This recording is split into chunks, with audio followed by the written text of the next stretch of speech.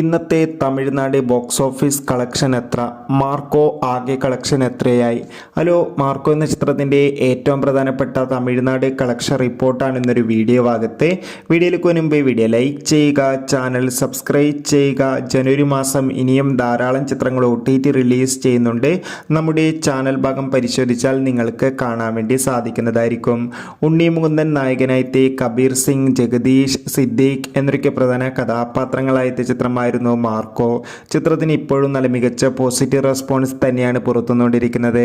അതുകൊണ്ട് തന്നെ എല്ലാ സിനിമാ പ്രേമികളും ഒരേപോലെ മാർക്കോ എന്ന ചിത്രത്തിൻ്റെ ഓരോ ദിവസത്തെയും ഓരോ കളക്ഷൻ റിപ്പോർട്ടും അറിയാൻ വേണ്ടി ഏറെ പ്രതീക്ഷയോടെയാണ് കാത്തിരിക്കുന്നത്. ഫൈനലി ചിത്രത്തിൻ്റെ 19-ാം ദിവസത്തെ ഏറ്റവും പ്രധാനപ്പെട്ട തമിഴ്നാട് ബോക്സ് ഓഫീസ് കളക്ഷൻ റിപ്പോർട്ടൊക്കെ ലഭിച്ചിട്ടുണ്ട്. ഇന്നും അത്യാവശ്യം മികച്ചൊരു ബുക്കിംഗ് ആണ് മാർക്കോ എന്ന ചിത്രത്തിന് തമിഴ്നാട്ടിൽ നടക്കുന്നത്.